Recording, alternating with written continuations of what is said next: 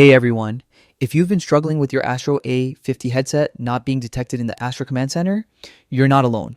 Today, I'm going to walk you through an easy step-by-step guide to fix this issue and get your headset working perfectly on your PC. Stick around because some of these fixes are super simple but often overlooked. First, make sure you're using the correct software version.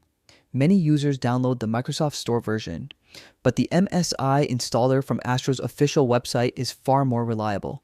So head to their site, grab the MSI build, and install it. Next, check your headset itself. The A50 has a physical mode switch. Make sure it's set to PC mode. If it's on Xbox or PlayStation mode, your computer simply won't detect it.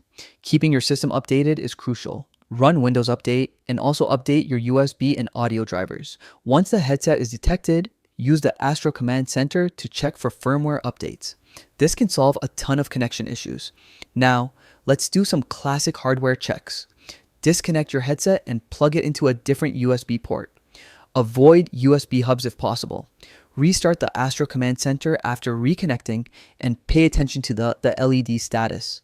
Solid lights usually mean it's ready, while blinking lights may indicate a connection issue. Sometimes Windows can get confused by multiple audio devices. Open your sound settings and temporarily disable all other playback and recording devices. Then relaunch the Command Center so it focuses only on your Astro headset. Finally, if none of these steps work, test your headset on another PC. This helps rule out any hardware failure, so you'll know whether the problem is with your PC or the headset itself. And that's it. With these simple steps, your Astro A50 should be recognized in the Astro Command Center in no time. If this helped you, make sure to hit like, subscribe, and drop a comment sharing which fix worked best for you.